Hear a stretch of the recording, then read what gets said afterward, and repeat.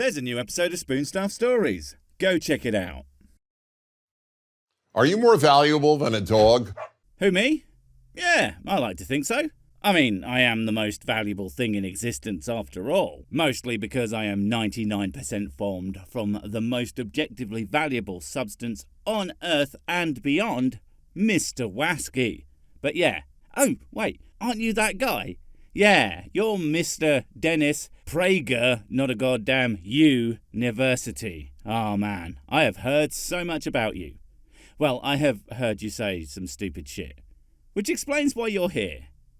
Or a cat, or for that matter, a tree? Well, stray cats do constitute half of the other 1% of my biomass.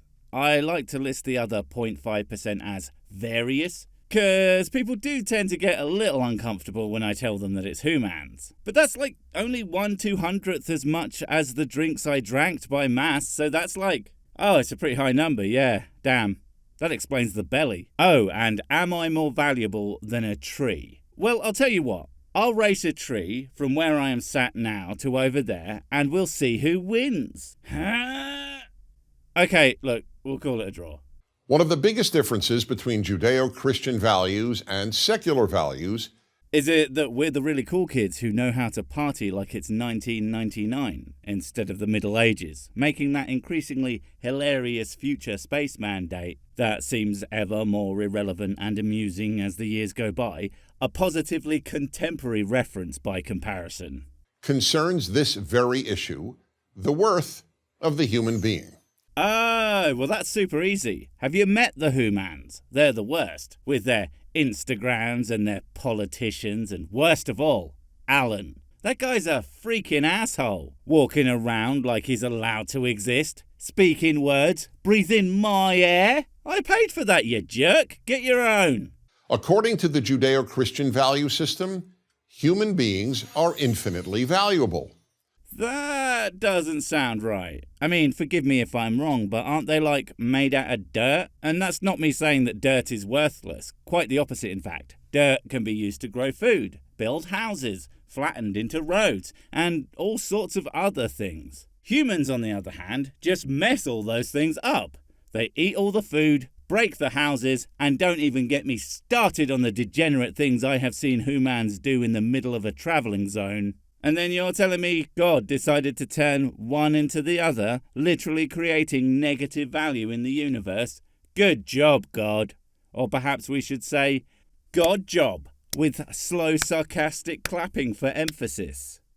On the other hand, secular humanism devalues the worth of humans. You're going to make me defend the humans, aren't you? It's literally got the word human in the title. Most humanist philosophies are all about bringing up the value of people, making life better for everyone, and generally trying to make things just a little bit less shitty all around. Now, whether any given organisation actually achieves that is not up for discussion here, as that's irrelevant to their goals, which, as stated, tend to be about focusing on human betterment. Yuck. Now I feel gross. My goals are much more aligned with the great Furon Empire. Gotta destroy all them humans. It's a beautiful dream.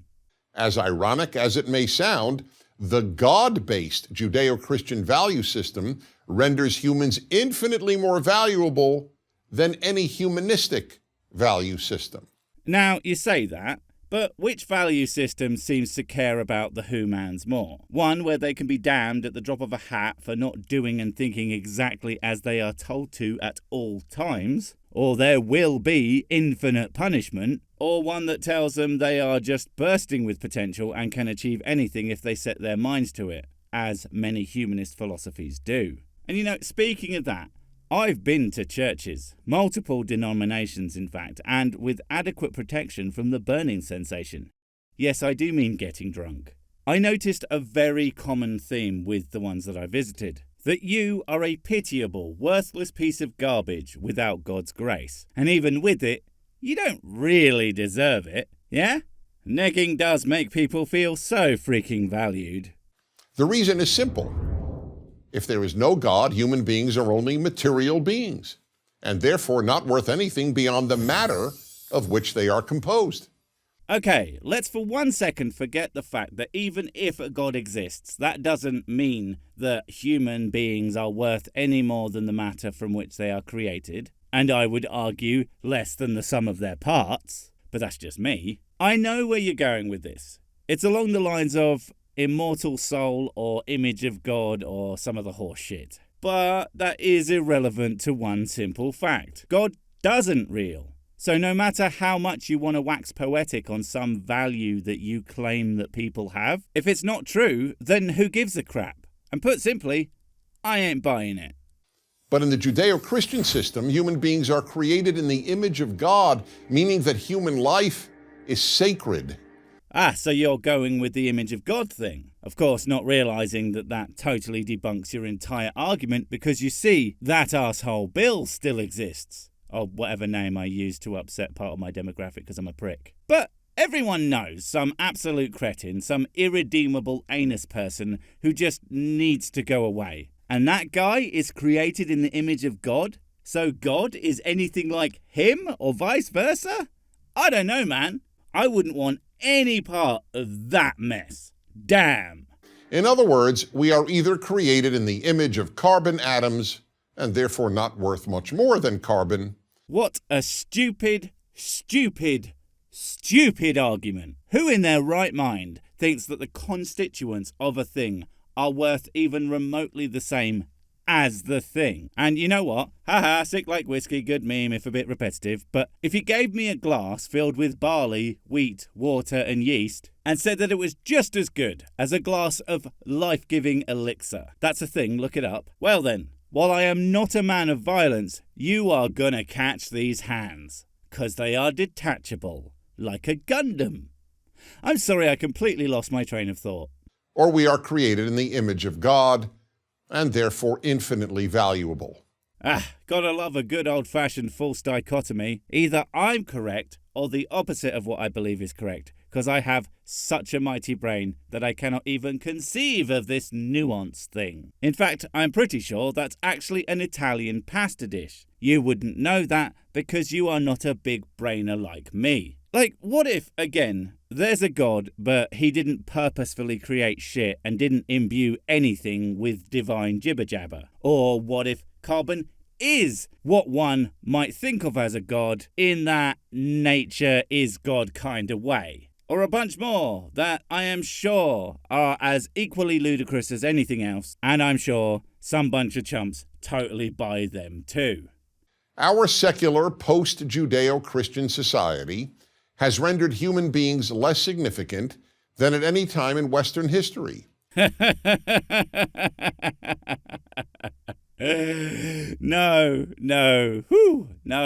just no. Damn. I know you have said some dumb shit in your time. Hell, in just this video alone, but that takes the biscuit, the cake, and the rest of the goddamn buffet. In the many varied iterations of the book that my version is totally the word of God, guys. You know, Bible, Torah Boy, Quran, and their various offshoots. There are plenty of examples of God-sanctioned people who hold little to no value. And the other thing, like, what's one of the favourite ones that they bang on about when it comes to morality and say that they totally have it locked down? It's always pointing to, thou shalt not kill. But they always seem to miss out the implicit caveat of, unless otherwise instructed. The fact is, much to my chagrin, human life has never in the history of time been more valued than today. Even with some of the societal problems that we have, I would argue that human life is more valued than at any other time in recorded history at the very least, and almost certainly anything before that. And to argue otherwise is to be completely out of touch with reality. God damn. If I didn't know any better, I would swear you were a comedy genius. Turns out, you're just comedy gold. First, the secular denial that human beings are created in God's image has led to humans increasingly being equated with animals. Humans are animals! Oh my god, humans are animals, you scientifically illiterate rube. See, This is why Prager University is such a hilarious title for this YouTube channel. You guys wouldn't know a science if it walked up to you and took a Cleveland steamer on your chest. Don't look that up. That's why, over the course of 30 years of asking high school and college students if they would first try to save their dog or a stranger, 2/3 have always voted against the person.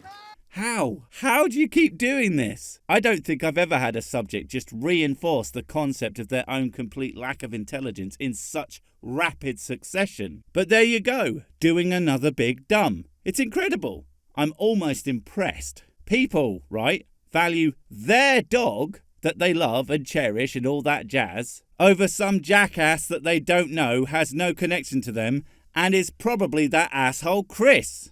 I'm just working through the alphabet at this point. What a shock! And that's also assuming that in a situation like that they would have any idea they would only have a limited time to save one of them. Or that in that situation, they would actually do the thing that they said outside of the situation, which is rarely the case. Have you, met any humans? Or is that little room just some kind of prison to keep you from infecting the world with your contact-based dumb disease? They either don't know what they would do, or they actually vote for the dog. And many adults now vote similarly. See, this speaks more to people raising animals up than it does to anything even remotely equating humans having less value than before. But the thing is, you implied that the stats were different before, but for some reason don't show them, which suggests to me that either it hasn't actually changed much, or perhaps even at all. You wouldn't be surreptitiously trying to lie to us, would you, Dennis? You menace? Not gonna lie, I've been waiting all episode for a chance to use that one. Why? There are 2 reasons. And what are the chances that both of them are going to be unfathomably stupid? I'll give you as many chances as there are questions, and even multiple choices to help. Those choices being probably mate and absolutely sunshine. Let's find out. One is that with the denial of the authority of higher values, such as religious teachings, people increasingly make moral decisions on the basis of how they feel. People always make moral decisions based on how they feel. Because if you're religious, you feel that your religion is correct and thus choose to follow the rules. Morality is all about feelings. That's how I can judge many holy books to be immoral, because a lot of the teachings are super messed up, no matter how much they claim authority over reality and morality. I mean, did you know some of them ban bacon and even drinking? Shudder. I say shudder. And since just about everybody feels more for their dog than for a stranger, many people simply choose the dog. This again misses the whole stranger and their dog thing. What if it was just some random dog? Or maybe a dog that had just gotten through attacking you? A lot of people are going to be like, screw that dog. Or what if it was a child versus a group of adults? I think many would choose the child because a child can't help themselves in most cases. But then multiple people die. But the thing is, many Judeo-Christian texts think of kids as barely people until they pass the age of 1, and are often undervalued until they hit maturity. What if it was your child, Dennis? Would you devalue all those people's lives to save your son or daughter? What would you do? Actually thinking about it, you would most certainly let them all die as you smugly pontificate your pseudo-intellectual garbage trying to convince people of whatever bullshit you were in the mood for today. And then probably use their deaths to push a whole other agenda. But that's just a guess. The other reason is that once you get rid of Judeo-Christian values, there's no reason for elevating human worth over that of an animal. Wait, you think that not only does humanism, again, human, right in the name, you think it specifically, quote-unquote, devalues humans to the level of animals, and again, humans are animals, learn to science, for Christ's sake. You think it actually wants to do that, like it's going out of its way to do that. What in the name of non-existo makes you think that? That's why people estranged from Judeo-Christian values, including many Jews and Christians, Support programs such as Holocaust on Your Plate. Well, that is an amazing sentence that you said without exploding into confetti, so I assume you don't think that it sounds just a little ridiculous? I genuinely can't wait to find out where the hell he is going with that particular nugget. Also, great name for a black metal band, /album, /song, all three at once, preferably. Holocaust on Your Plate is a campaign developed by the animal rights group People for the Ethical Treatment of Animals, PETA. Oh, f*** off. No one takes PETA seriously. Not even PETA takes PETA seriously. For God's sake. They are basically the activism equivalent of, like, me compared to proper scientists. You know, except I have talent compared to PETA, air horns, etc. Using PETA as an example of a serious argument is like using you for a serious intellectual debate. You're just wasting everybody's time unless you are making crude jokes at their expense. That teaches that there is no difference between the barbecuing of chickens in America and the burning of Jews in the Holocaust. Yup, told you, and yup, I'm done. You are an incredibly silly man, Dennis. The fact that anyone takes you seriously, even you, is simply amazing to me. God damn, I need to go devalue some humans. Yes, that does mean eat them. Wait, before you go, I have something super important to tell you. It's life or death. It will change everything forever. Nope, wait, it's gone.